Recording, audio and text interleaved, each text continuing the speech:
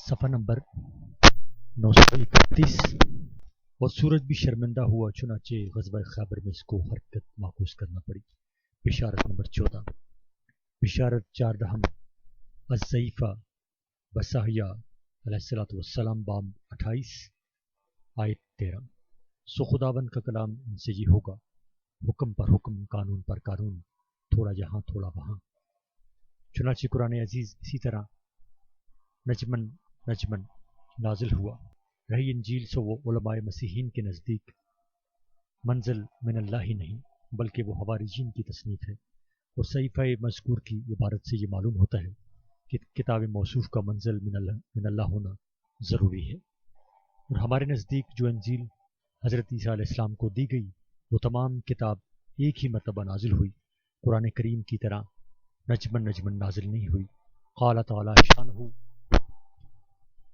وقرآنا فرقنا لتقرعه على الناس على اقسم ونزلناه تنزیلا۔ قرآن کو ہم نے متفرق کر کے نازل کیا تاکہ آپ لوگوں کے سامنے ٹھہر ٹھہر کر پڑھیں۔ وقال الذين كفروا لولا نزل عليه القرآن جملة واحدة كذلك لنثبت به فؤادك ورتلناه ترتیلا۔ اور ہم نے قرآن کو تھوڑا تھوڑا نازل کیا۔ کافر کہتے ہیں کہ قرآن ایک ہی بار کیوں نہ نازل کیا گیا؟ کہہ دو کہ ہم نے اسی طرح نازل کیا تاکہ آپ کے دل کو مضبوط رکھیں، اس لیے ہم نے ٹھہر ٹھہر پڑھ سنایا۔ بشارت نمبر 15۔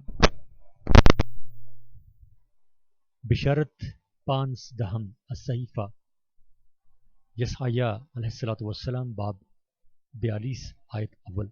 دیکھو میرا بندہ جسے میں سنبھالتا ہوں، میرا برگزیدہ جس سے میرا جی راضی ہے، میں نے اپنی روح اس پر رکھی، وہ قوموں کے درمیان عدالت جاری کرائے گا۔ یہ بشارت بھی نبی کریم صلی اللہ علیہ وسلم کے لیے صریح ہے، اس لیے کہ میرا بندہ یہ ترجمہ عبداللہ کا ہے، اور عبداللہ بھی آپ کے ناموں میں سے ایک نام ہے، جیسے کہ قرآن عزیز میں ہے لما قام عبداللہ، جب عبداللہ کھڑا ہوا۔ اور قرآن عزیز میں بکثرت عبداللہ کے لقب سے آپ کا ذکر کیا گیا ہے۔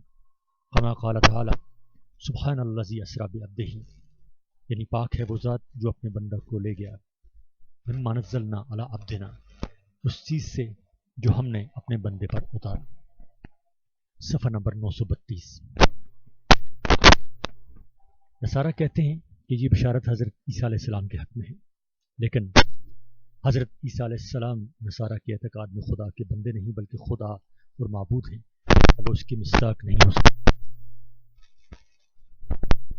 اور برگزیدہ بینہ ترجمہ مصطفیٰ کا ہے کہ جو حضرت صلی اللہ علیہ وسلم کا مشہور و معروف نام ہے، اور جس سے میرا جی راضی ہے۔ یہ ترجمہ مرتضیٰ کا ہے کہ جو حضرت صلی اللہ علیہ وسلم کا ایک نام پاک ہے۔ اور بعض نصارہ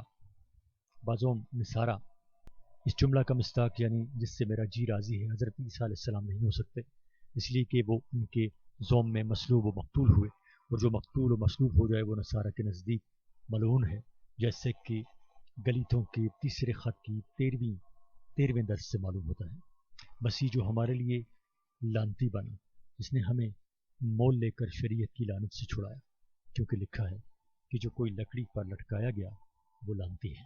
مسیح جو ہمارے لیے اس عبارت سے صاف ظاہر ہوتا ہے کہ حضرت عیسیٰ علیہ السلام سے نصارہ کے اس زوم باطل کی بنا پر معاذ اللہ خدا ان سے راضی نہیں۔ الحاصل محمد مصطفیٰ احمد مجتبیٰ صلی اللہ علیہ وآلہ وسلم بے شبہ خدا کے برگزیدہ بندہ اور رسول ہیں جن سے خدا راضی ہے۔ اور کتب سیر میں آپ کے اسماء مبارکہ میں آپ کا نام نامی مرتضیٰ اور رضی بھی لکھا ہے، اور اسی وجہ سے رضی اللہ عنہ تو آپ کے صحابہ کرام کا خاص شعار ہے۔ کما قال تعالی شانہ لقد رضی اللہ عن المؤمنین اذ یبایعونک تحت الشجرہ، البتہ تحقیق اللہ تعالیٰ مومنین سے راضی ہوا جب وہ اس درخت کے نیچے آپ سے بیعت کر رہے تھے۔ محمد رسول اللہ والذین معہ اشداء علی الکفار رحماء بینہم تراہم رکعا سجدا یبتغون فضلا من اللہ ورضوانا سیماہم فی وجوہہم من اثر السجود सीमाहुम फी वजूहिहिम मिन असर सुजूद ज़ालिका मसलहुम फित तौरात।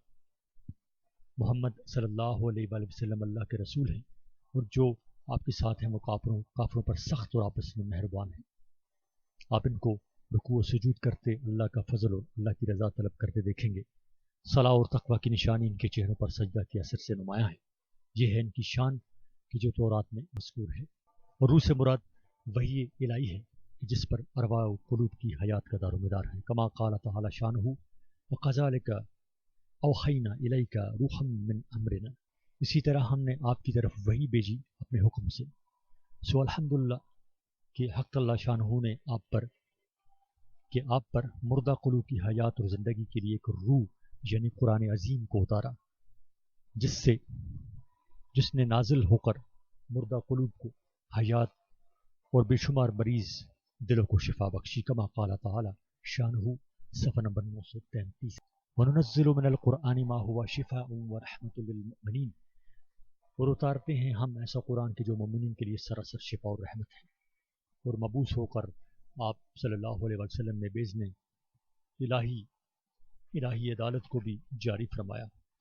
कमा क़ाला जल्ल जलालहू व अम्मा नवालुहू फलिज़ालिका फ़दऊ वस्तक़िम कमा उमिरता वला तत्तबि अहवाअहुम वकुल आमनतु बिमा अंज़लल्लाहु मिन किताबिन व उमिरतु लिअअदिल बैनकुम। बस उसी तरफ बुलाइए और उसी पर कायम रहिए जैसा कि आपको हुक्म किया गया, और उनकी ख्वाहिशों की पैरवी न फरमाइए। और ये कहिए कि मैं ईमान लाया अल्लाह की उतारी हुई किताब पर और हुक्म किया गया हूँ कि तुम्हारे दरमियान अदल इंसाफ करो। और चूँकि अदालत का जारी करना शौकत को मुक्तज़ी है, इसलिए ये बस भी अला ज़ोमुल नसारा हज़रत ईसा अलैहिस्सलाम पर सादिक नहीं, इसलिए कि नसारा के नज़दीक तो हज़रत ईसा अलैहिस्सलाम में इतनी क़ुव्वत भी न थी कि जो अपने कत्ल व सल्ब से बच सकते। शौकत तो दरकिनार। फिर बाब मज़कूर की दूसरी आयत में है कि वो ना चलाएगा और अपनी सदा बुलंद न करेगा और अपनी आवाज़ बाज़ारों में न सुनाएगा। ये जुमला भी नबी करीम सल्लल्लाहु अलैहि वसल्लम पर पूरी तरह सादिक आता है। चुनांचे सही बुखारी के बाब कराहतुल सख्ब फिल अस्वाक में अता बिन यस्सार रहमतुल्लाह अलैह से रवायत है कि मैंने अब्दुल्ला बिन उमर बिन अल-आस रज़ियल्लाहु तआला अन्हु से मिलकर ये दरियाफ़्त किया कि रसूलुल्लाह सल्लल्लाहु अलैहि वसल्लम के वो औसाफ जो तौरात में मज़कूर हैं बयान फरमाइए। जवाब में अब्दुल्ला बिन उमर बिन अल-आस ने बहुत से औसाफ ज़िक्र फरमाए। मिन जुमला इनके ये फरमाया, लैसा बिफ़ज़ा वला गलीज़ा वला सखाब बिल अस्वाक। वो नबी न बदखू और न संगदिल होगा और न बाज़ारों में शोर करने वाला। और बाब मज़कूर की तीसरी आयत में है, वो अदालत को जारी कराएगा कि तुम कि दायम रहे, यानी वो नबी साहिब हुकूमत और साहिब अदालत होगा। और हज़रत ईसा के यहाँ हुकूमत का नाम भी न था, न काफरों से जिहाद किया और न मुजरमों पर कोई अदालत जारी की। इसका मिस्ताक तो हज़रत सल्लल्लाहु अलैहि वसल्लम ही हो सकते हैं। और दायम रहने से हज़रत सल्लल्लाहु अलैहि वसल्लम की शरीयत क़रा का इला यौमिल क़ियामा बाकी रहना मुराद है। इस तरह हज़रत सल्लल्लाहु अलैहि वसल्लम की शरीयत अब तक बराबर महफूज है और इंशाअल्लाह सुम्मा इंशाअल्लाह हमेशा रहेगी। कोई उम्मत इस बारे में उम्मत मुहम्मदिया की हमसरी नहीं कर सकती। किसी उम्मत ने भी अपने नबी की शरीयत और उस नबी के अक़वाल व अफ़आल की हिफाजत उम्मत मुहम्मदिया के मुकाबले में अशर अशीर भी नहीं की। और शरीयत के दायम होने से ख़ातमुल अंबिया होने की तरफ इशारा है, इसलिए कि शरीयत का दवाम और बका इला यौमिल क़ियामा जब ही हो सकता है कि इस नबी के बाद और कोई नबी ना बनाया जाए। वरना अगर इसके बाद कोई और नबी बनाया जाए तो शरीयत साबिक़ा शरीयत लाहिका से मनसूख हो जाने की वजह से दायमाना रहेगी। सफ़ा नंबर 934। 8 और बाबे मज़कूर की चौथी आयत में है, उसका ज़वाल ना होगा और ना मसला जाएगा जब तक रास्ती को ज़मीन पर कायम न करे। चुनांचे नबी करीम सल्लल्लाहु अलैहि वसल्लम का मिसाल जब हुआ कि जब रास्ती ज़मीन पर कायम होगी, अल्लाह की तरफ से अल-यौमा अकमलतु लकुम दीनुकुम व अतममतु अलैकुम निअमती व रज़ीतु लकुमुल इस्लाम दीना। आज के दिन तुम्हारे लिए तुम्हारे दीन को मैंने कामिल कर दिया और मैंने तुम पर अपना इनाम तमाम कर दिया और मैंने इस्लाम को तुम्हारे दीन बनने के लिए पसंद कर लिया। सफ़र नंबर 934 जारी है। अल-यौम अकमलतु लकुम दीनकुम व अतममतु अलैकुम निअमती व रज़ीतु लकुमुल इस्लाम दीना। आज के दिन तुम्हारे दीन को मैंने कामिल कर दिया और मैंने तुम पर अपना इनाम तमाम कर दिया और मैंने इस्लाम को तुम्हारे दीन बनने के लिए पसंद कर लिया। कि बिशारत नाजिल हो गई। और इन्ना फतहना लका फतहम मुबीना, बेशक हमने आपको एक खुलम खुला फतह दी। इज़ा जाअ नस्रुल्लाहि वल फतह, जब खुदा की मदद आ पहुंची, जब खुदा की मदद और फतह आ पहुंची। का वादा पूरा हो गया। और अजब नहीं कि रास्ती कायम करने से खिलाफत सिद्दीक़िया की जानब इशारा हो, जैसे कि बाज़ उलमा की राय है। इसलिए कि रास्ती तर्जुमा सिद्क़ है और सिद्क़ का इतलाक सिद्दीक़ पर ऐसा ही है जैसा कि अदल का इतलाक ज़ैद पर। चुनाचे नबी करीम सल्लल्लाहु अलैहि वसल्लम ने मर्ज़ल वफ़ात में सिद्दीक़ अकबर को इमाम बनाकर इस तरफ इशारा फरमा दिया कि मेरे बाद सिद्दीक़ अकबर खलीफा होने चाहिए ताकि सिद्क़ और रास्ती कायम हो। और छठी आयत में है, तेरा हाथ पकड़ूंगा और तेरी हिफाजत करूंगा। ये जुमला भी सिवाय हज़रत सल्लल्लाहु अलैहि वसल्लम के किसी और पर सादिक नहीं आता, इसलिए कि अल्लाह ने आपसे वादा फरमाया था, वल्लाहु यअसिमुका मिनन्नास, अल्लाह आपको लोगों से महफूज रखेगा। चुनांचे ये वादा अल्लाह का पूरा हुआ। अल्लाह ताला ने आपकी दस्तगिरी की और हिफाजत फरमाई। हाँ, बाज़ों में सारा ईसा अलैहिस्सलाम की हिफाजत नहीं हुई। और फिर छठी आयत में जो नूर का जिक्र है कि लोगों के अहद और कौमों के नूर के लिए तुझे दूंगा, इससे नूर हिदायत और नूर शरीयत का देना मुराद है। जैसे कि कुरान अजीज में मुतअद्दिद जगह इसका जिक्र है, या अय्युहन्नासु क़द जाअकुम बुरहानुम मिर रब्बिकुम व अंज़लना इलैकुम नूरम मुबीना। ए लोगो, बेशक तुम्हारे पास अल्लाह की तरफ से एक बुरहान आ चुकी है और हमने तुम्हारी तरफ एक नूर यानी कुरान नाजिल किया। सफ़र नंबर 935। फल्लज़ीना आमनू बिही व अज़्ज़रूहु व नसरूहु वत्तबऊ नूरल्लज़ी उन्ज़िला मअहू उलाइका हुमुल मुफ़्लिहून। बस जो लोग आप पर ईमान लाए और आपकी मदद की और इस नूर का इत्तबा किया कि जो आपके साथ नाजिल किया गया, यही लोग फला वाले हैं। या अय्युहन नबिय्यु इन्ना अरसलनाका शाहिदम व मुबश्शिरम व नज़ीरम व दाइयन इलल्लाहि बिइज़्निहि व सिराजम मुनीरा। ए नबी, हमने तुम्हें बिशारत देने वाला और डराने वाला और खुदा की तरफ खुदा के हुक्म से बुलाने वाला और हिदायत का रोशन चराग बनाकर भेजा है। युरीदूना लियुत्फिऊ नूरल्लाहि बिअफ़वाहिहिम वल्लाहु मुतिम्मु नूरिही वलौ करिहल काफिरून। काफिर अपने मुंहों की फूंक से अल्लाह के नूर को बुझाना चाहते हैं, हालांकि अल्लाह अपने नूर को जरूर पूरा फरमाएंगे, अगरचे काफिरों को नागवार हो। और आयत हश्तम में है, और अपनी शौकत दूसरे को न दूंगा। ये जुमला भी हर्फ बहर्फ हज़रत सल्लल्लाहु अलैहि वसल्लम के इरशाद के मुताबिक है।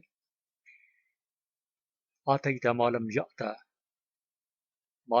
या हद मिनल अंबिया कबली, मुझको मिन जानिबिल्लाह वो चीज़ें अता की गई जी जो अंबिया सबकीन में से किसी को नहीं दी गई। मसलन ख़त्म नबूवत और रिसालत, अमूम बैसत और दावत, मकाम महमूद शफ़ात कुबरा, मेराज सबी संवात, मेराज सबा संवात। इन फ़ज़ाइल मिज़ाया से सिवाय नबी करीम सल्लल्लाहु अलैहि वसल्लम के और किसी नबी को सरफराज नहीं किया गया। ये हशमत और शौकत आपके सिवा किसी को नहीं दी गई। और इसी तरह हक़ तआला शानहू ने आपको वो आयात बय्यिनात, मुहस्सिन अखलाक, फ़ज़ाइल और शमाइल, उलूम व मारिफ अता फरमाए कि जो किसी नबी और रसूल को नहीं अता फरमाए। खुसूसन कुरान हकीम का मौज़ा तो ऐसा रोशन मौज़ा है कि जिसके सामने मवाफ़िक़ व मुखालिफ सभी की गर्दनें खम हैं। ज़ालिका फ़ज़्लुल्लाहि युअतीहि मन यशाअ वल्लाहु ज़ुल फ़ज़्लिल अज़ीम। ये खुदा का फजल है, वो फजल जिसको चाहता है दे देता है और अल्लाह बड़े फजल वाला है। 12 और 11वीं आयत में है, बेआबान अरब और उसकी बस्तियां केदार के आबाद देहात में अपनी आवाज बुलंद करेंगे। बसला के बसने वाले एक गीत गाएंगे, बसला के बसने वाले एक गीत गाएंगे, पहाड़ों की चोटियों पर से ललकारेंगे, खुदाबंद का जलाल जाहिर करेंगे। केदार हज़रत इस्माईल अलैहिस्सलाम के एक साहबजादा का नाम है जो हज़रत सल्लल्लाहु अलैहि वसल्लम के अजदाद में से।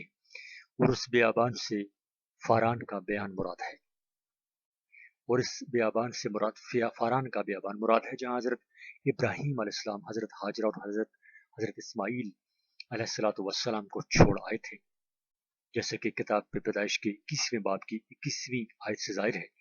اور یہ وہی جگہ ہے کہ جہاں اس وقت مکہ معظمہ آباد ہے، اور کیدار کے آباد دیہات سے یہی مکہ مراد ہے۔ صفحہ نمبر 936۔ اس جگہ حضرت اسماعیل کی اولاد آباد ہوئی۔ الحاصل اس جملہ میں آپ کے مولد یعنی جائے ولادت کی طرف اشارہ ہے، یعنی حضرت صلی اللہ علیہ وسلم مکہ معظمہ میں پیدا ہوں گے، اور آپ کی امت اس بیابان میں لا الہ الا اللہ اور اللہ اکبر اور لبیک اللہم لبیک کے نعروں سے اللہ کے جلال کو ظاہر کرے گی۔ سفر اور حضر میں اللہ کی تکبیر کہنا یہ خاص امت محمدیہ کا شعار ہے۔ اذان و تکبیر کے ساتھ نماز ادا کرتے ہیں، اور نصارہ میں گھنٹہ اور ناقوس بجا کر نماز پڑھی جاتی ہے، اور بجائے تکبیر و توحید کی تسلیس و تجسیم کا نعرہ لگاتے ہیں کہ خدا نے مریم کے پیٹ میں جسم پکڑا اور بندوں کی نجات کے لیے صلیب پر لٹکا۔ اور اس بشارت میں اس طرف بھی اشارہ ہے کہ وہ نبی مبشر کیدار بن اسماعیل کی اولاد سے ہوگا، لہٰذا اس بشارت کا مصداق انبیاء بنی اسرائیل میں سے کوئی نبی نہیں ہو سکتا، اس لیے کہ وہ سب حضرت اسرائیل کی اولاد سے ہیں، نہ کہ کیدار بن اسماعیل کی اولاد سے۔ اور صلاح مدینہ طیبہ کے ایک پہاڑ کا نام ہے، اس سے حضرت صلی اللہ علیہ وسلم کے مقام ہجرت کی طرف اشارہ ہے۔ واللہ سبحانہ و تعالی عالم۔ خلاصہ کلام یہ کہ یہ کلام معرفت التیام از اول تا آخر بآواز بلند یہ کہہ رہا ہے کہ وہ شخص موعود خدا تعالیٰ کا خاص برگزیدہ اور پسندیدہ بندہ ہوگا، اور عامہ اخلاق کی پیشوائی اور سارے جہاں کی بادشاہی اور رہنمائی کا منصب اس کو عنایت ہوگا، اور شخص موعود بنی کیدار یعنی بنی اسماعیل میں سے ہوگا، نہ کہ بنی اسرائیل میں سے، کیونکہ کیدار بالاتفاق حضرت اسماعیل کے بیٹے کا نام ہے۔ بس اس خبر کا مصداق حضرت عیسیٰ علیہ السلام نہیں ہو سکتے، کیونکہ وہ بنی اسرائیل میں سے ہیں، بنی کیدار یعنی بنی اسماعیل میں سے نہیں، اور سارے جہاں کی پیشوائی اور رہنمائی کا منصب بھی ان کو حاصل نہیں ہوا، اس لیے کہ انجیل میں ہے کہ حضرت عیسیٰ صرف بنی اسرائیل کی گمراہ بھیڑوں کی طرف بھیجے گئے، یعنی ان کی بعثت عام نہ تھی، اور نہ حضرت عیسیٰ نے کوئی حکومت کی اور نہ قوموں میں کوئی عدالت جاری کی۔ بس اس خبر میں جس قدر اوصاف مذکور ہیں وہ سب سیدنا و مولانا محمد رسول اللہ صلی اللہ علیہ وسلم پر صادق اور منطبق ہیں، لہٰذا وہی مراد ہو سکتے ہیں۔ بشارت نمبر 16، بشارت شانستہم الصحیفہ بسحیاء علیہ السلام باب 52 درس 13۔ دیکھو میرا بندہ اقبال مند ہوگا، وہ بالا اور ستودہ ہوگا اور نہایت بلند ہوگا، جس طرح بتیرے تجھے دیکھ کے دنگ ہو گئے، اس کا چہرہ ہر ایک بشر سے زائد اور اس کی پیکر بنی آدم سے زیادہ بگڑ گئی، اسی طرح وہ بہت سی قوموں پر چھڑکے گا اور وہ بادشاہ اس کے آگے اپنا منہ بند کریں گے، کیونکہ وہ کچھ دیکھیں گے جو ان سے کہا نہ گیا تھا، اور جو کچھ انہوں نے نہ سنا تھا وہ دریافت کریں گے۔ اس بشارت میں میرے بندہ کے حضرت صلی اللہ علیہ وسلم کی ذات ستودہ صفات مراد ہیں، جس کے اقبال مند اور بالا اور ستودہ ہونے کے ذرا برابر شک نہیں، اور لفظ ستودہ ٹھیک لفظ محمد کا ترجمہ ہے۔ محمد بستودہ متین استوار، محمد استودہ متین استوار، صفحہ نمبر 937۔ اور حق تعالیٰ نے حضور پرنور صلی اللہ علیہ وسلم کو وہ بلندی اور رفعت عطا کی جو نہ کسی نے کبھی سنی اور نہ دیکھی۔ حضرات نصارہ غور کریں کہ کیا حضرت عیسیٰ علیہ السلام کو یہ بلندی اور اقبال مندی بھی حاصل ہوئی؟ صفحہ نمبر 937۔ نصارہ کے عقیدہ اس صلیب کی بنا پر تو حضرت عیسیٰ علیہ السلام کو وہ ذلت اور اہانت حاصل ہوئی کہ جو دنیا میں کبھی بھی کسی برگزیدہ حق کو نہیں ہوئی۔ اہل اسلام تو اس کو توہین اور تذلیل سے بری اور بیزار، اہل اسلام تو اس توہین اور تذلیل سے بری اور بیزار ہیں جو نصارہ اپنے مظلوم خدا کے لیے تجویز کرتے ہیں۔ اسلام کا عقیدہ یہ ہے کہ حضرت عیسیٰ حق تعالیٰ کے برگزیدہ بندے تھے، اللہ تعالیٰ نے ان کو زندہ آسمان پر اٹھایا اور ان کے دشمنوں کو ناکام کیا۔ بشارت نمبر 17، بشارت ہفتہ ہم الصیفہ یسعیا علیہ السلام، باب 60، درس 1 تا 22، دربارہ مکہ مکرمہ مدینہ منورہ۔ اٹھ روشن ہو اے سرزمین مکہ کہ تیری روشنی آئی اور خداوند کے جلال نے تجھ پر طلوع کیا، کہ دیکھ تاریکی زمین پر چھائے گی اور تیرگی قوموں پر، لیکن خداوند تجھ پر طالع ہوگا اور اس کا جلال تجھ پر نمودار ہوگا، اور قومیں تیری روشنی میں اور شہان تیرے طلوع کی تجلی میں چلیں گے۔ اب یہاں سے زمین مدینہ کو خطاب ہے۔ اپنی آنکھیں اٹھا کر چاروں طرف نگاہ کر، وہ سب لوگ اکٹھے ہوتے ہیں، وہ تیرے پاس آتے ہیں، تیرے بیٹے دور سے آئیں گے اور تیری بیٹیاں گود میں اٹھائی جائیں گی، تب تو دیکھے گی اور روشن ہوگی، ہاں تیرا دل اچھلے گا اور کشادہ ہوگا، کیونکہ سمندر کی فراوانی تیری طرف پھرے گی اور قوموں کی دولت تیرے پاس فراہم ہوگی۔ اونٹوں کی کتاریں اور مدیان اور ایفا کی سانڈنیاں آ کے تیرے گرد بے شمار ہوں گی، وہ سب جو سبا کے ہیں وہ آئیں گے، وہ سونا اور لبان لائیں گے اور خدا کی تعریفوں کی بشارتیں سنائیں گے۔ کیدار کی ساری بھیڑیں تیرے پاس جمع ہوں گی، نبید کے مینڈے تیری خدمت میں حاضر ہوں گے، وہ میری منظوری کے واسطے میرے مذبح پر چڑھائے جائیں گے اور میں اپنی شوقت کے گھر کو بزرگی دوں گا۔ یہ کون ہے جو بدلی کی طرح اڑتے آتے ہیں اور کبوتروں کی مانت اپنی قاہک کی طرف؟ یقیناً بحری ممالک میری راہ تکیں گے اور ترسیس اور حلب کے جہاز پہلے آئیں گے، تیرے بیٹوں کو ان کے روپے اور سونے سمیت دور سے خداوند تیرا خدا اور اسرائیل کے قدوس کے نام کے لیے لائیں گے، کیونکہ اس نے تجھے بزرگی دی ہے، اور اجنبیوں کے بیٹے تیری دیواریں اٹھائیں گے اور ان کے بادشاہ تیری خدمت گزاری کریں گے۔ اگرچہ میں نے اپنے قہر سے تجھے مارا، اور اپنی مہربانی سے تجھ پر رحم کروں گا، اور تیری پھاٹکیں ہمیشہ کھلی رہیں گی، وہ دن رات کبھی بند نہ ہوں گی، تاکہ قوموں کی دولت کو تیرے پاس لائیں اور ان کے بادشاہوں کو دھوم دھام کے ساتھ، کہ وہ قوم اور وہ مملکت جو تیری خدمت گزاری نہ کرے گی برباد ہو جائے گی، ہاں وہ قومیں یک لخت ہلاک ہو جائیں گی۔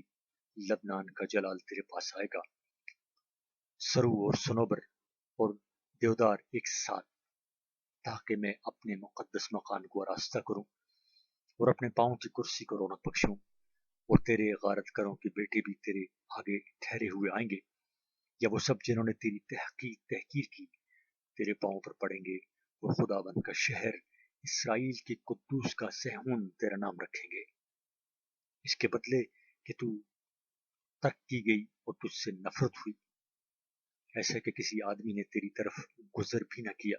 میں تجھے شرافت دائمی اور پشت در پشت لوگوں کا سرور بناؤں گا، تو قوموں کا دودھ بھی چوس لے گی، تو قوموں کا دودھ بھی چوس لے گی، ہاں بادشاہوں کی چھاتی چوسے گی، اور تو جانے گی کہ میں خداوند تیرا بچانے والا اور میں یعقوب کا قادر تیرا چھڑانے والا ہوں۔ میں پیتل کے بدلے سونا لاؤں گا، صفحہ نمبر 938۔ میں پیتل کے بدلے سونا لاؤں گا، اور لوہے کے بدلے روپا، اور لکڑی کے بدلے پیتل، اور پتھروں کے بدلے لوہا، اور میں تیرے حاکموں کو سلامتی اور تیرے عالموں کو صداقت بناؤں گا۔ آگے کو کبھی تیری سرزمین میں ظلم کی آواز نہیں سنی جائے گی، اور نہ کہ تیری سرحدوں میں خرابی یا بربادی کی۔ تو اپنی دیواروں کا نام نجات اور اپنے دروازوں کا نام ستودگی رکھے گی۔ آگے تیری روشنی دن کو سورج سے اور رات کو تیری چاندنی چاند سے نہ ہوگی، بلکہ خداوند تیرا ابدی نور اور تیرا خدا تیرا جلال ہوگا۔ تیرا سورج پھر کبھی نہیں ڈھلے گا اور تیرے چاند کا زوال نہ ہوگا، کیونکہ خداوند تیرا ابدی نور ہوگا، اور تیرے ماتم کے دن آخر ہو جائیں گے، اور تیرے لوگ سب راست باز ہوں گے۔ وہ اب تک سرزمین کے وارث اور میری لگائی ہوئی ٹہنی اور میرے ہاتھ کی کاریگری ٹھہریں گے، تاکہ میری بزرگی ظاہر ہو۔ ایک چھوٹے سے 1000 ہوں گے، اور ایک حقیر سے ایک قومی گروہ ہوگا۔ میں خداوند اس کے وقت میں یہ سب کچھ جلد کروں گا۔ इस बात की पहली आयत में मक्का मुअज़्ज़मा को खिताब है और उसको रोशन और मुनव्वर होने की बिशारत है। और नूर और रोशनी से हज़रत सल्लल्लाहु अलैहि वसल्लम की नबूवत का नूर या कुरान का नूर मुराद है। कुरान करीम में आपको और कुरान करीम को नूर मुबीन कहा गया है। सदहा साल से जो ज़मीन पर कुफ्र और शिरक और गुमराही की जुल्मत और तारीकी छाई हुई थी, वो हज़रत सल्लल्लाहु अलैहि वसल्लम की नबूवत और नूर कुरान से ज़ाइल हो गई। आयत नंबर 3 का तशरीह है। और अमीर और फ़कीर और बादशाह इस नूर के तुलू की तजल्ली में चलने लगे। 4 और रफ्ता रफ्ता वो नूर ज़मीन के चारों तरफ फैलने लगा और वो मुख्तलिफ कबाइल इस नूर के गिर्द इकट्ठे होने लगे। और 30 बरस के अंदर वो नूर दयार धूम और दयार मगरब और दयार मशरक, फारस और काशकर और खतन और हिंद सिंध वगैरह में पहुंच गया। 5 और लाखों मुसलमान प्यादा और सवार अमीर और गरीब हज बैतुल्ला के लिए मक्का मुअज़्ज़मा में जमा होने लगे। और बेशुमार ऊँटों और सांडियों की कतारें मक्का मुअज़्ज़मा पहुंचने लगी। ऊँटों की अफराद जिस कदर अरब और मक्का मुकरमा के अतराफ और नवाही में है, वो जमीन के किसी खुद खिता में नहीं। 6 वो खुदावंद ज़ुल जलाल की हम्द सना और तारीफ करने वालों के गोल खाना काबा के गिर्द जमा होने लगे। 7 और रुए ज़मीन के सलातीन अहले इस्लाम खाना काबा और अहले मक्का के लिए लाखों दिरहम और दिनार की हिदाया भेजने लगे। 8 और मदियान हज़रत इब्राहीम के बेटे का नाम है जो बतने कतूरा से है और शहर मदाइन इन्हीं का आबाद किया है। और केदार हज़रत इस्माइल के दूसरे बेटे का नाम है, जैसे कि तौरात की किताब पैदाइश के 25वें बाब में सराहतन मज़कूर है। और अहले मदाइन और नवाही सबा सब हज़रत इस्माइल की औलाद में से जो मुशर्रफ का इस्लाम हुए और हर साल ऊँटों और सांडियों पर सवार होकर हज बैतुल्ला के लिए हाजिर होते हैं और जिनकी हम्द सना और लब्बैक अल्लाहुम्मा लब्बैक ला शरीक लक लब्बैक की आवाज़ों से दश्त व बयाबान गूंजने लगते हैं। और केदार की सारी भेड़ें वहां जमा हो जाती हैं। और नबीद से अरब शर्की और शुमाली के कबाइल मुराद हैं। और मतलब ये है कि सबा यानी यमन के कबाइल और केदार की भेड़ें यानी कुरैश के वहशी लोग और नबैत के मेंढे यानी मोटे और फरबा आदमी हर तरफ से खुदा की तस्बीह और तहलील और तहमीद और तकबीर के नारे लगाते हुए आपकी खिदमत में हाजिर होंगे। सफर नंबर 939 और आयत नंबर 9। और कबूतरों की मानद लोग खाना काबा की तरफ उड़कर पहुंचेंगे और उसका तवाफ करेंगे।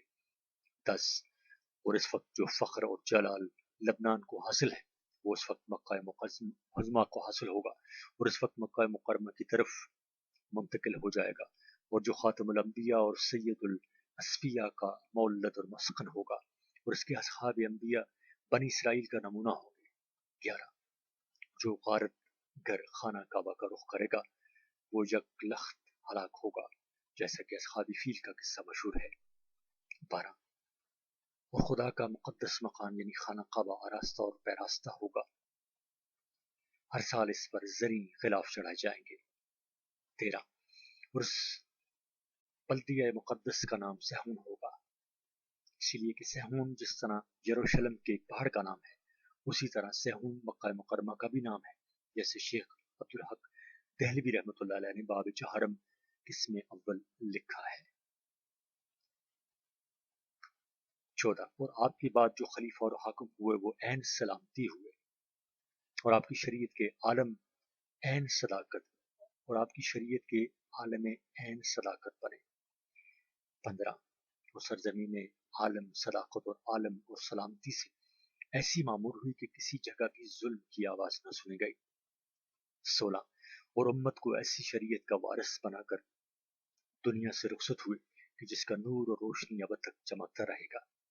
17 और इसका नूर और जलाल अब्दी होगा। 18 जो न कभी ढलेगा और न ज़वाल पजीर होगा। 19 और इस नबी के तमाम सहाबा रास्तबाज होंगे। और 20 और एक छोटे से हजार और एक हकीर से कभी करोड़ हो जाएंगे। वल्लाहु अलहम्दु वल मन्ना। गुजारिश, हजरात अहले इल्म से गुजारिश है کہ وہ کتاب یسحییٰ کا باب 54 اور باب 65 کو بھی ضرور ملاحظہ فرما لیں۔ اس میں بھی حضرت صلی اللہ علیہ وآلہ وسلم اور آپ صلی اللہ علیہ وآلہ وسلم کے صحابہ کرام کے اوصاف کا تذکرہ ہے۔ بشارت 18 از دانیال، بشارت 8 از کتاب دانیال علیہ السلام باب 2۔ کتاب دانیال کے باب 2 میں ایک طویل قصہ مذکور ہے جس کا خلاصہ ہم ہدیہ ناظرین کرتے ہیں۔ بخت نصر شاہ بابل نے ایک پریشان کن خواب دیکھا اور خواب دیکھ کر بھول گیا۔ اس سے اور بھی زیادہ پریشان ہوا۔ بادشاہ نے یہ ماجرا دانیال علیہ السلام سے ذکر کیا۔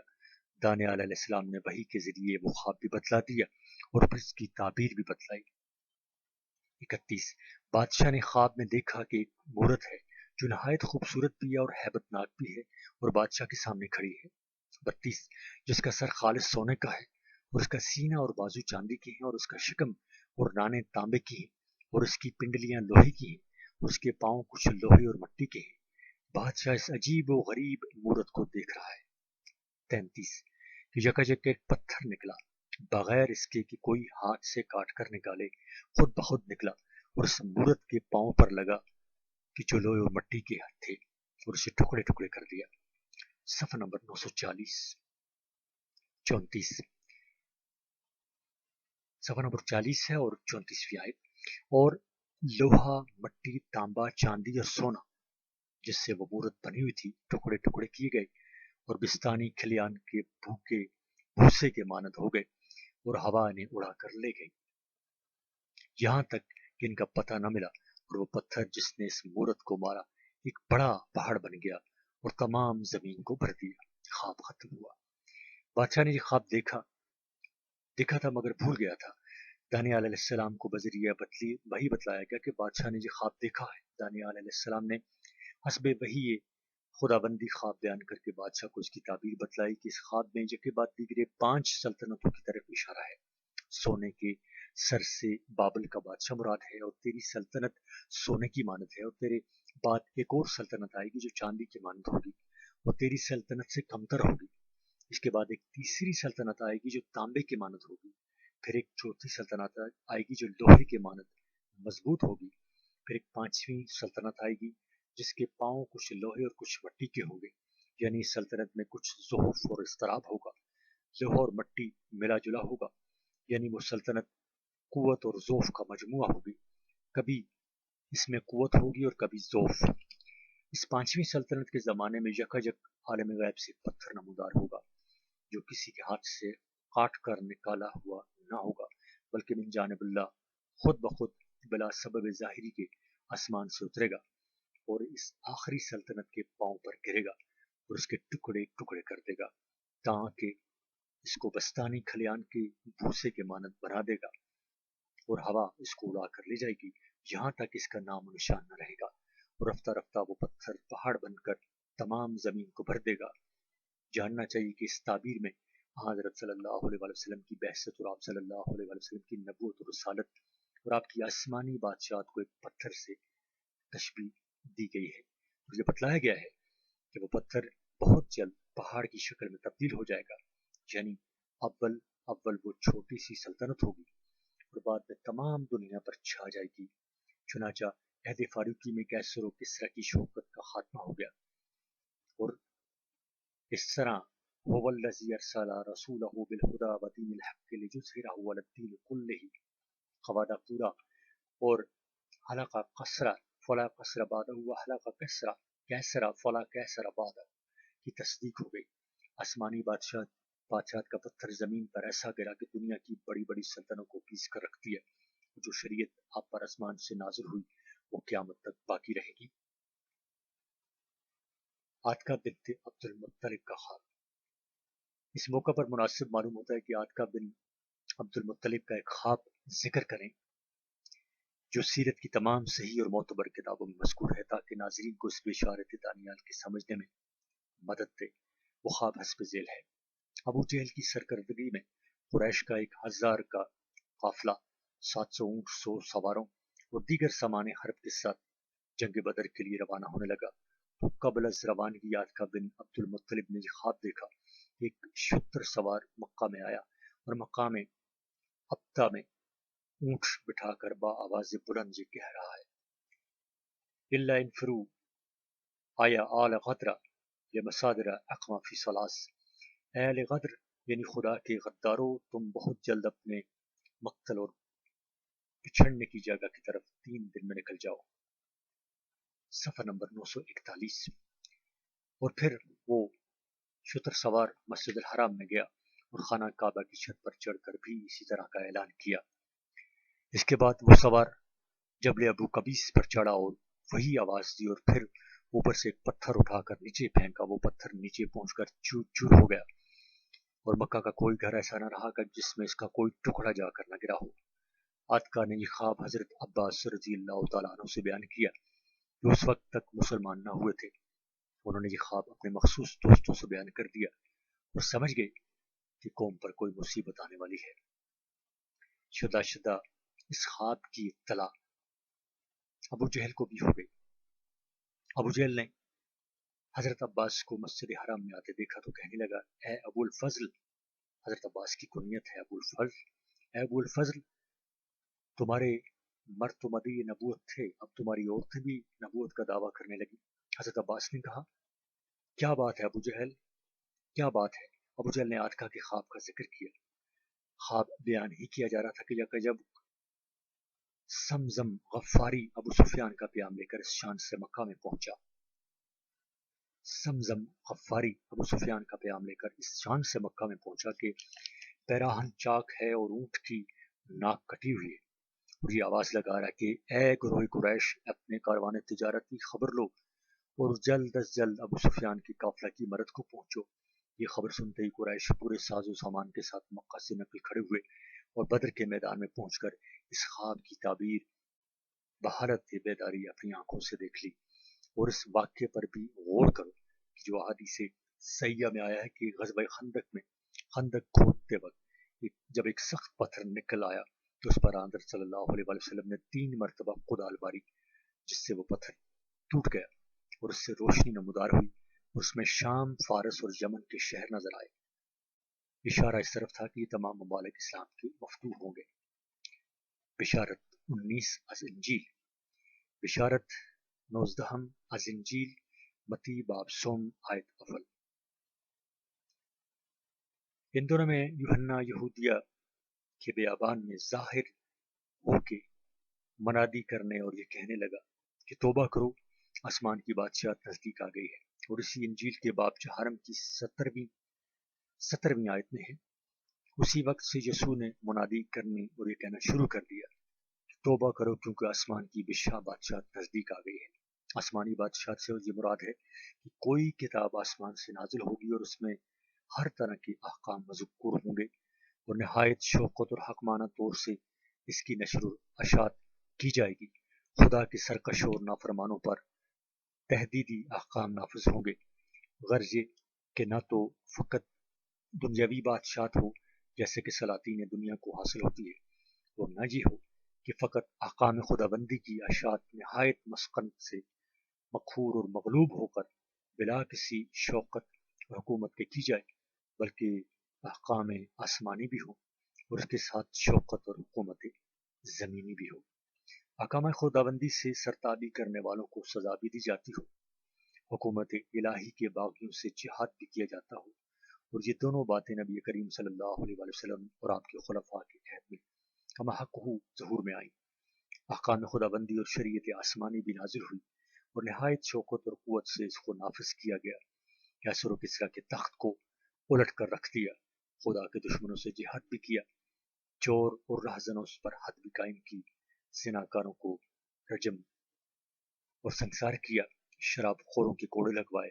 आंख खोल कर देखिए कि आसमानी बादशाह इसको कहते हैं, और खुदारा ये भी आसमानी बादशाह नहीं तो वो बादशाह तुम बतलाओ कि जिसको आसमानी कहा जा सके। इन्न फी ज़ालिका लज़िक्रा लिमन कान लहू क़ल्बुन औ अलक़ा अस्समा व हुवा शहीद। सफ़र नंबर 942। बिशारत 20 अज़िंजील। बिशारत 20 अज़िंजील मती बाब 21 आयत 42। यसू ने कहा, क्या तुमने नविश्तों में कभी नहीं पढ़ा کہ جس پتھر کو راجگیروں نے ناپسند کیا وہی کونے کا سرا ہوا۔ یہ خدا کی طرف سے ہوا اور ہماری نظروں میں عجیب، اس لیے کہ میں تمہیں کہتا ہوں کہ خدا کی بادشاہ تم سے لے لی جائے گی، اور ایک قوم کو جو اس کے میوہ لانے دی جائے گی، اور ایک قوم کو جو اس کے میوہ لانے دی جائے گی، جو اس پتھر پر گرے گا چور چور ہو جائے گا، اور جس پر وہ گرے گا اسے پیس ڈالے گا۔ راجگیر اور معماروں سے بنی اسرائیل مراد ہیں، اور کونے کے پتھر سے ہمارے نبی کریم صلی اللہ علیہ وسلم، کیونکہ آپ بنی اسرائیل کی نظر میں ایک ناپسند پتھر کے مشابہ تھے۔ بنی اسرائیل نے ہر چند آپ کو روکنا چاہا، مگر آپ تائید الہی سے کونے کا سرا یعنی خاتم النبیین ہو کر رہے، اور پتھر کے سر زاویہ ہونے کے معنی یہ ہے جو کونا عمارت کی بلندی کی طرف خالی تھا اس سے بھر جائے گا۔ اس طرح قصر نبوت میں جو زاویہ خالی تھا وہ حضرت صلی اللہ علیہ وسلم سے پر ہو گیا۔ اس طرح قصر نبوت کی عمارت پوری ہو گئی۔ حضرت صلی اللہ علیہ وسلم نے فرمایا، میری اور انبیاء سابقین کی ایسی مثال ہے کہ کسی نے ایک محل نہایت عمدہ تیار کیا مگر ایک اینٹ کی جگہ چھوڑ دی۔ لوگ اس محل کا چکر لگاتے ہیں اور یہ کہتے ہیں کہ ایک اینٹ کیوں چھوڑ دی گئی؟ میں ہی خاتم النبیین ہوں، یعنی میں نے ہی اس اینٹ کی جگہ کو پر کیا ہے، اور میرے ہی سے یہ تعمیر ختم ہوئی ہے، اور مجھ ہی پر انبیاء اور رسل کا سلسلہ ختم ہوا۔ پھر آپ پر جو گرا وہ بھی چور چور ہوا، اور جس پر آپ گرے وہ چور چور ہوا۔ چنانچہ جنگ بدر میں قریش آپ پر گرے اور وہ خدا کے فضل سے چور چور ہوئے، اور فتح مکہ کے وقت آپ ان پر گرے تب بھی وہ چور چور ہوئے، اور آپ کے بعد صحابہ کرام رضوان اللہ علیہ مجمعین ایران، شام اور روم وغیرہ وغیرہ پر گرے اور سب کو چور کیا، اور پھل اور میوہ لانے والی قوم بنی اسماعیل ہے کہ جو حضرت صلی اللہ علیہ وسلم کی تربیت سے پھل لائی اور حکومت اور سلطنت کے مالک ہوئے، اور یہ آسمانی بادشاہت ان کے حصہ میں آئی۔ لہٰذا اس بشارت کا مصداق بجز خاتم النبیین سید الاولین والآخرین محمد صلی اللہ علیہ وسلم کی اور کوئی نہیں ہو سکتا۔ رہے حضرت عیسیٰ علیہ السلام، سو وہ حضرت داؤد علیہ السلام کی نسل سے تھے، بنی اسرائیل میں بہت محترم تھے، وہ ناپسند پتھر کے کیسے مشابہ ہو سکتے ہیں؟ دوم یہ کہ وہ خاتم النبیین نہیں، جیسا کہ ماں سبق میں معلوم ہو چکا ہے کہ اہل کتاب علاوہ عیسیٰ علیہ السلام کے ایک اور نبی کے منتظر تھے۔ نیزا ماں سبق میں یہ بھی گزر چکا ہے کہ جب یحییٰ علیہ السلام مبعوث ہوئے تو یہودیوں نے ان سے دریافت کیا۔ سوم یہ کہ حضرت مسیح خود تو کبھی کسی پر نہ گرے، اور یہود جب ان پر گرے تو بقول نصارہ حضرت مسیح چور چور ہوئے۔ واللہ عالم۔ اور حضرت عیسیٰ علیہ السلام نے کبھی بھی یہ نہیں فرمایا کہ میں خاتم النبیین ہوں، میرے آسمان پر چلے جانے کے بعد کوئی سچا نبی نہیں آئے گا۔ صفحہ نمبر 943۔ بشارت نمبر 21، بشارت بست و یکم از انجیل، بست و یکم از انجیل یوحنا باب 4:10۔ اگر تم مجھ سے محبت رکھتی ہو تو میرے حکموں پر عمل کرو گے، اور میں باپ سے درخواست کروں گا کہ وہ تمہیں دوسرا مددگار بخشے گا کہ ابد تک تمہارے ساتھ رہے، وہ تسلی دینے والا جو روح القدس ہے، جسے باپ میرے نام سے بھیجے گا، وہی تمہیں سب چیزیں سکھائے گا اور سب باتیں جو کچھ میں نے تمہیں کہی ہیں یاد دلائے۔ اور اب میں نے تمہیں اس کے واقع ہونے سے پیشتر کہا تاکہ جو حقوق میں آئے تو تم ایمان لاؤ، بعد اس کے کہ میں تم سے بہت کلام نہ کروں گا، اس لیے کہ اس جہاں کا سردار آتا ہے اور مجھ میں اس کی کوئی چیز نہیں۔ اور باب 15 آیت 27 میں ہے، جب وہ مددگار آئے گا جس کو میں تمہارے پاس باپ کی طرف سے بھیجوں گا، یعنی سچائی کی روح، تو وہ میری گواہی دے گا۔ اور باب 16 آیات 147 میں ہے، میں تم سے سچ کہتا ہوں تمہارے لیے میرا جانا ہی فائدہ مند ہے، کیونکہ اگر میں نہ جاؤں تو وہ مددگار تمہارے پاس نہ آئے گا، لیکن اگر جاؤں گا تو اسے تمہارے پاس بھیج دوں گا۔ 8۔ اور وہ آ کر دنیا کو گناہ اور راست بازی اور عدالت سے قصوروار ٹھہرائے گا۔ 9۔ گناہ کے بارے میں اس لیے کہ وہ مجھ پر ایمان نہیں لاتے۔ 10 راست بازی کے بارے میں اس لیے کہ میں اپنے باپ کے پاس جاتا ہوں اور تم مجھے پھر نہ دیکھو گے۔ 11 عدالت کے بارے میں اس لیے کہ اس جہاں کے سردار پر حکم کیا گیا ہے۔ 12 میری اور بھی بہت سی باتیں ہیں کہ میں تمہیں اب کہوں، پر اب تم ان کو برداشت نہیں کر سکتے۔ 13 لیکن جب وہ روح حق آئے گا تو تم کو تمام سچائی کی راہ دکھائے گا، اس لیے کہ وہ اپنی طرف سے نہ کہے گا، لیکن جو کچھ سنے گا وہی کہے گا، وہ تمہیں آئندہ کی خبریں دے گا۔ 14 وہ میری بزرگی اور جلال کو ظاہر کرے۔ اور انجیل متی باب 3 آیت 11 میں ہے، میں توبہ کے لیے پانی سے بپتسمہ دیتا ہوں، لیکن جو میرے بعد آتا ہے مجھ سے زیادہ زوراور ہے کہ میں اس کے جوتے اٹھانے کے لائق نہیں۔ یہ حضرت عیسیٰ علیہ السلام کا کلام ہے کہ جو آپ نے رفع الی السما سے پہلے حواریین کی تسلی کے لیے فرمایا کہ تم یہود بے بہبود کی سازشوں اور قتل کی تدبیروں سے ہرگز نہ گھبراؤ اور میری تکلیف سے رنجیدہ اور غمگین نہ ہو۔ میں قریب اس دنیا سے نکل کر ایسی جگہ جاؤں گا کہ جہاں کسی کی رسائی نہیں ہوگی، یعنی آسمان پر چلا جاؤں گا۔ خدا کے یہاں بہت مکان ہے، اور قیامت کے قریب پھر آسمان سے نازل ہوں گا۔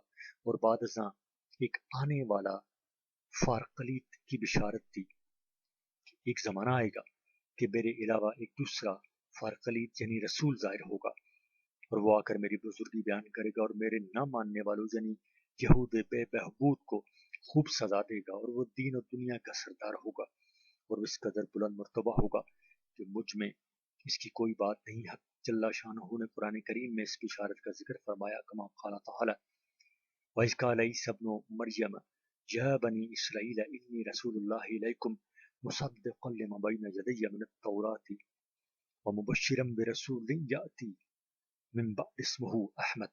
صفحہ نمبر 944۔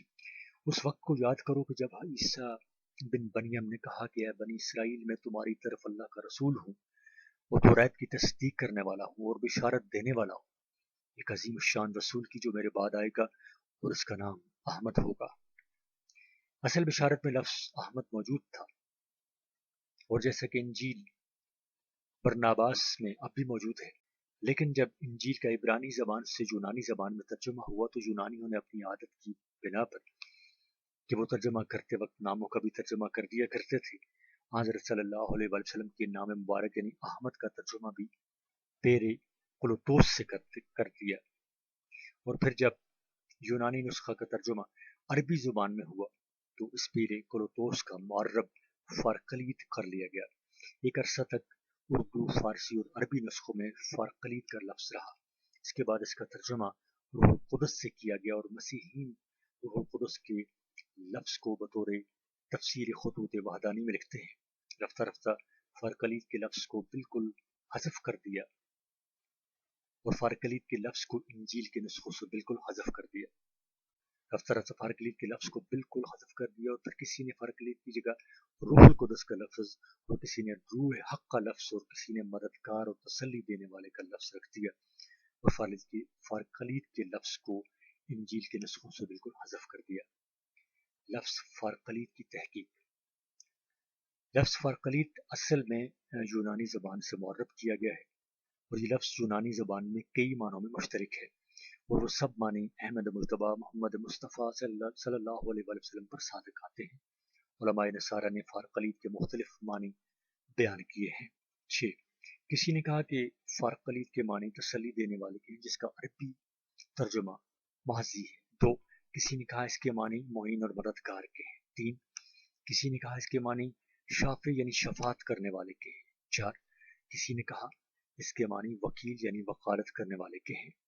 5 کسی نے کہا کہ اس کے معنی بڑا سراہنے والا، جس کا فارسی ترجمہ ستائندہ اور عربی ترجمہ حماد ہے، اور احمد بصیغہ اس میں تفصیل بمعنی فاعل ہے۔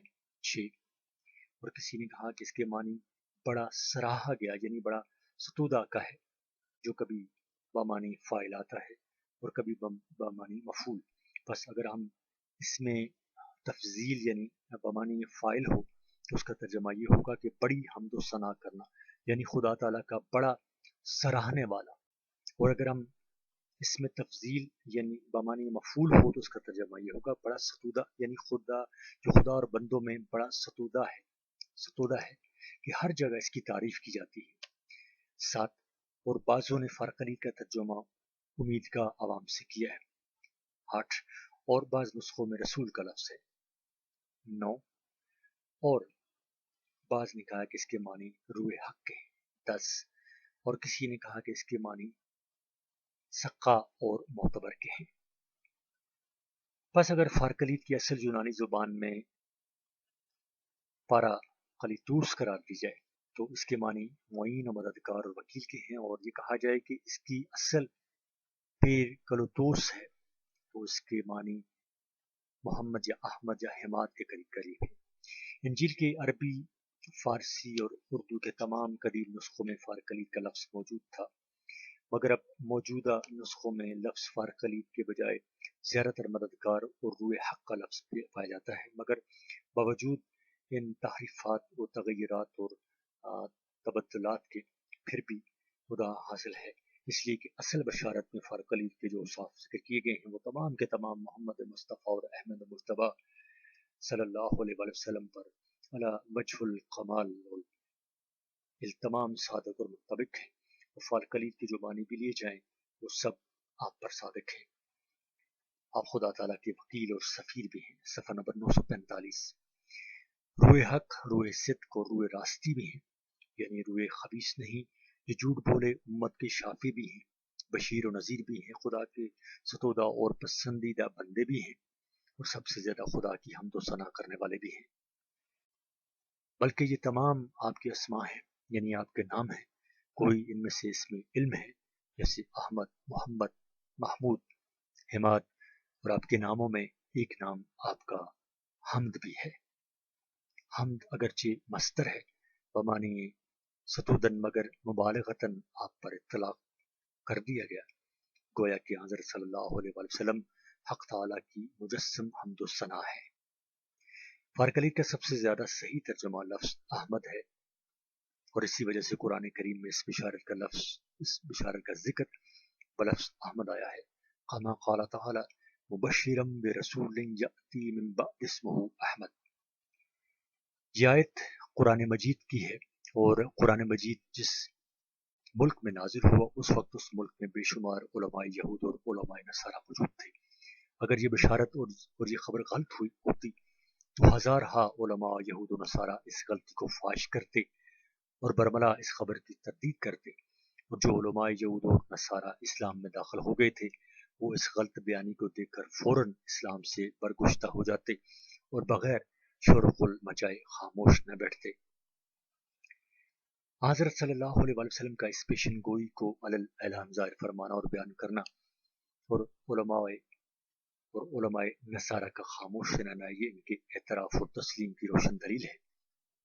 اور اگر کوئی یہ اعتراض کرے کہ اگر یہ بات سچی تھی تو اس وقت کے تمام علماء یہود و نصارہ کیوں مسلمان نہ ہو گئے؟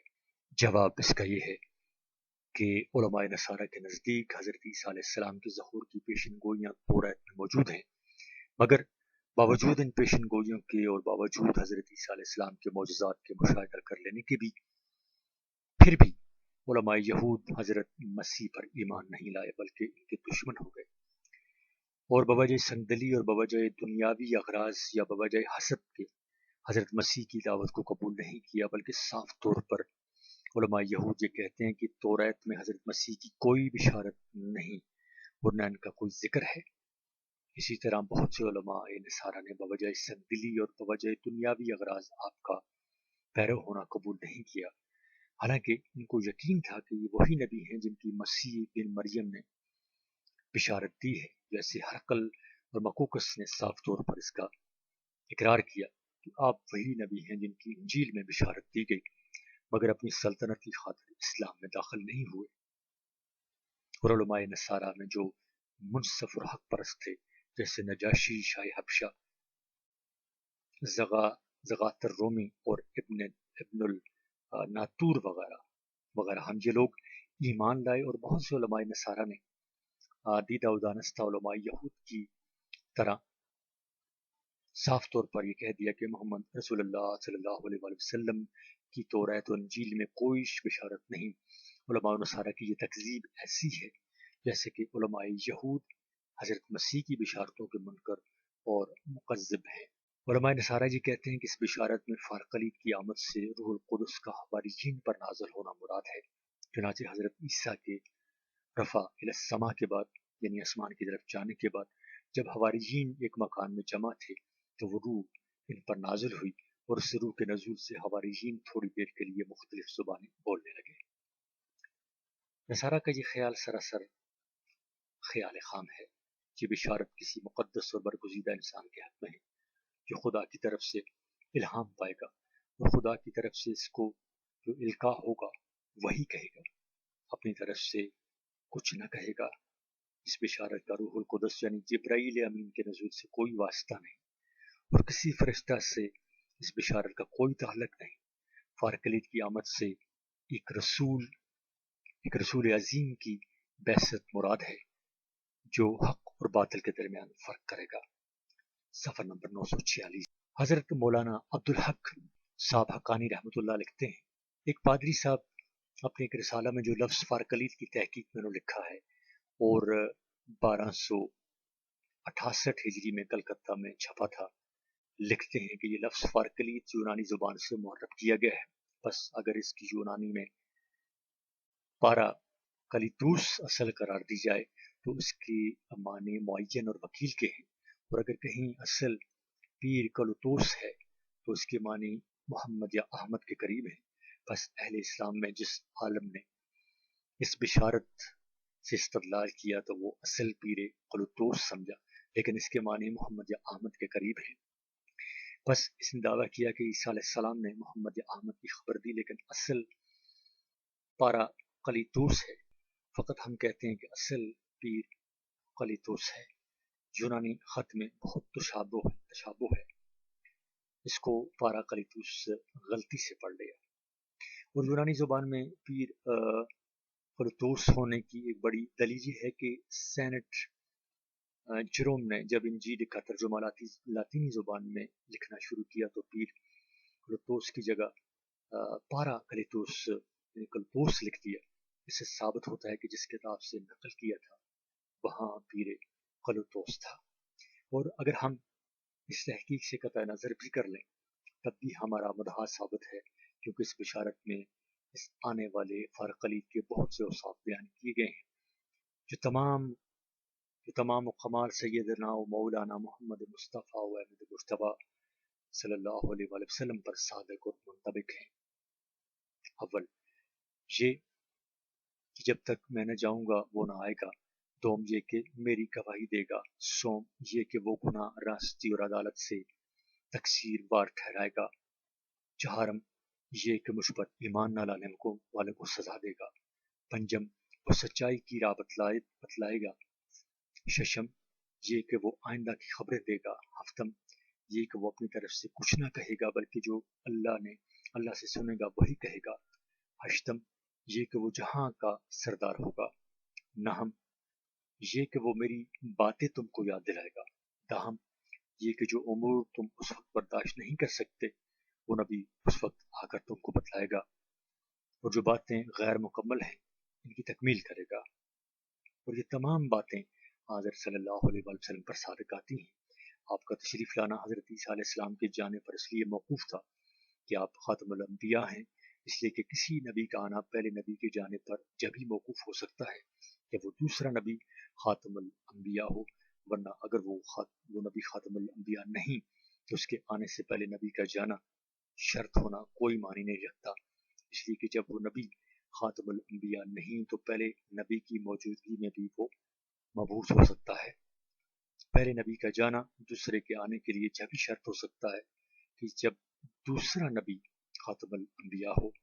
الحاصل حضرت مسیح نے اس جملہ سے یہ ظاہر فرما دیا کہ وہ فارقلیت اور روح حق خاتم الانبیاء ہوگا، کما قال تعالی ما کان محمد ابا احد من رجالکم ولکن رسول اللہ وخاتم النبیین۔